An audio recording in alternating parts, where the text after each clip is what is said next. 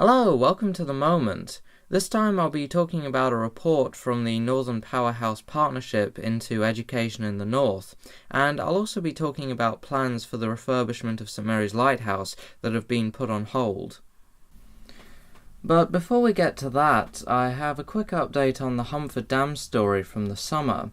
If you remember back in episode 12, I ran a story about the Environment Agency and the Northumberland Rivers Trust wanting to demolish Humford Dam on the River Blythe. Back then, the demolition was proposed because the trust said that it presented a barrier to the migration of eel and trout along the river. A residents' group in Bedlington, led by Anne Patterson, petitioned Peter Kerr at Northumberland Rivers Trust, saying that the dam was an important landmark for local people, as well as being an historic site. They also said that demolishing the dam would be disruptive to wildlife along the river, such as red squirrels, bats and otters. Now, since starting, the petition has had over 2,200 signatures, which shows how much the message resonated with people. And now Mr. Kerr has said that the Northumberland Rivers Trust doesn't plan to pursue the demolition. The News Post leader quotes him as saying, "The local community is very attached to the structure, which seems an important part of the local heritage. The waterfall it creates is a popular visitor site and also a turning point in the riverside walk along the Blythe. Therefore, although local angling clubs are supportive of the idea, many local people want to see the weir kept in place. We respect these views, and as we said at the start of the consultation process, we would not want to progress with a project to remove the weir if the majority of local people did not want it to happen. Therefore, we can confirm that we have no plans to progress with the Humford Weir removal project at this time." So now let's turn to the first story. The Northern Powerhouse Partnership has published a report into education in the North, and specifically the areas where the North lags behind the South. The report also outlines proposed solutions to the problems. Section 5 of the report looks at what they call the impact of disadvantage on children. It reads, quote, "Across the North, attainment at primary school level is broadly in line with the national average. Analysis of the 2016-17 Key Stage 2 results of children at age 11 shows the percentage of students reaching the expected standard is within 1% of the national average for reading, grammar, punctuation and spelling, and mathematics. It's worth noting that the North East generally performs better than the North West and Yorkshire and the Humber. However, this masks the variations between deprived and more prosperous areas, indicating the impact factors outside of education have on early attainment. For example, in Warrington, 70% of pupils achieve the expected standard in the combined Key Stage 2 measure, compared with just 54% in Doncaster. They show charts which demonstrate the percentage of girls and boys in the Northern Powerhouse area who reach the expected standard. In maths, it's 76% of girls and 74% of boys. Grammar, punctuation and spelling sees 81% of girls and 73% of boys reaching the expected standard, and reading sees 74% girls and 68% boys. They then compare disadvantaged pupils and all other pupils' attainment in the Northern Powerhouse and compare that to London and the rest of England. In London, 58% of disadvantaged pupils and 73% of the others reach the expected standards. In the Northern Powerhouse, it's 46% of disadvantaged pupils and 69% of the others. And for England in general, it's 48% and 68% respectively. So there's clearly some kind of discrepancy there, but not to a massive extent. Like they said at the start, this suggests that factors outside of education may play a part in pupils' attainment, especially the disadvantaged pupils. The measure that they're using for disadvantage is the number of primary school pupils who are on free school meals, with the North East currently having the largest amount of eligible pupils at just over 20% in 2017. For secondary school pupils, it's just under 20%, but from the charts they show, it looks like that may rise. As for their recommendations, one of them is, quote, a reform pupil premium to better target funding for disadvantage by allocating more to pupils eligible for free school meals throughout their schooling, addressing the most entrenched barriers to social mobility. Their other recommendations talk about what's known as opportunity areas. These are areas around the country where a concerted effort has been made by the Department for Education to help children by working with local schools, colleges, businesses and community organisations. Now, each of these opportunity areas has its own document on gov.uk, and I'll be leaving a link to the page in the description if you want to read more about each of them in detail. Briefly looking at the document for the Blackpool opportunity area, it says that there are many initiatives in Blackpool to help young people, but that the number available can make things confusing, so they want to coordinate to get the most out of these programs. They also want to allow every school to benefit from Department for Education programs to improve the leadership of schools, and for funding projects from STEM learning in the Institute of Physics to improve the quality of science, technology, engineering and mathematics education. And those are just a couple of things that the Department for Education would like to see invested in Blackpool.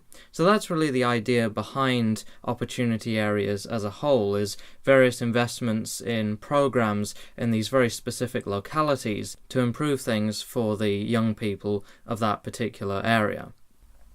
So far there are around 12 in England, 5 of which are in the north, and the Northern Powerhouse Partnership says they want, quote, a Northern Powerhouse Education Board to be established, drawing together existing funding with a dedicated 10-year fund to allow for further opportunity areas in the north.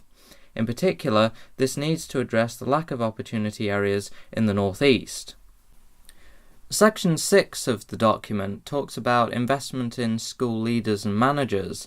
They say, quote, analysis of Ofsted judgments shows that only 25 of the more than 6,000 schools in the north have a rating for the effectiveness of leadership higher than their overall rating. The quality of leadership is effectively limiting the overall performance of schools. And they go on to say, the available effective models for school leadership mirror much of what works in business. Strong leaders create a clear vision of success in their school with high expectations for staff and pupil performance. When talking about their own development and support, head teachers felt quite isolated. The National Professional Qualification was criticised as not necessarily providing a solid grounding for leadership and was considered more of a tick-box exercise. In particular, it did not prepare them for the wide range of responsibilities beyond teaching and learning, such as project managing construction of new buildings, financial management and marketing. In essence, many of the skills required in business leaders. One head teacher spoke positively about leadership courses from private sector organisations and felt that they had a much greater impact than education-specific courses. The Northern Powerhouse's recommendation here is that they should, quote, establish locally led clusters for school improvement to share services more effectively, supported by local government. The document goes on from there to talk about career pathways and higher education. So clearly there's a desire to improve schooling, but I can't help but wonder if they're coming at it from the wrong angle. In general, primary school attainment is about on par with the national average, and that's probably what you would expect. Perhaps the home lives of the disadvantaged kids in particular should be focused on as well, in order to build a more complete picture of why they're not doing as well as their classmates. So now let's turn to the final story. Plans for the regeneration of St Mary's Lighthouse have been shelved. The application was put forward by North Tyneside Council, and their website has a page where they talk about what the project would entail. It reads, quote, the regeneration project will ensure the survival of the lighthouse tower and former keepers' cottages, and see the original lighthouse optic rebuilt at the base of the tower. The walls and roof of the tower will be repaired and repainted, including replacement of damaged glazing in the tower. There will be a new lightweight ground floor extension to the southwest sea-facing side of the lighthouse, creating flexible classroom and exhibition space. An external timber viewing deck will also be provided at first floor level above the extension. To the southeast, an extension creating a covered timber frame structure open to the elements, providing indoor and outdoor learning and exhibition space, will be created, and a ground floor extension to the northeast sea-facing side of the visitor centre will provide a cafe and retail space. So as you can tell, the plans were pretty extensive in their scope, and the council expected the project to cost around £2.7 million all told, with £2.1 million coming from the Heritage Lottery Fund. Now, the reason for the shelving of the project is those two viewing platforms that were going to be added to the structure. North Tyneside Council's Planning Committee addressed various concerns about the project in two separate meetings, one in November and one in January, the documentation from both of which are available on the Council's website. On page 17 of the document from the first meeting, it says, quote, "Objections have been received in respect of the proposed development on the character and appearance of the area and the impact of the visual amenity of the island as a whole. The local planning authority has received independent comments from a conservation specialist. She has advised that the existing buildings and structures contribute to the historic, aesthetic, communal and architectural significance of the site, and proposals to repair, alter and extend the existing cottages, lighthouse and boundary walls would result in an element of harm to the designated heritage assets. Historic England has advised that they welcome the Council's move to carry out repair and restoration of the lighthouse, cottages and walls, which would rectify the harm done in recent years through the use of inappropriate materials and unsympathetic alterations. Historic England has also commented on the proposed new extensions, stating that the glass box approach helps minimise the visual impact and should allow the original elevation to remain legible. So it sounds from that Historic England really didn't have a problem even with the extensions, as long as they weren't too visually intrusive. However, in the second meeting, a representative of the St Mary's Seal Watch raised concerns about the ecological impact.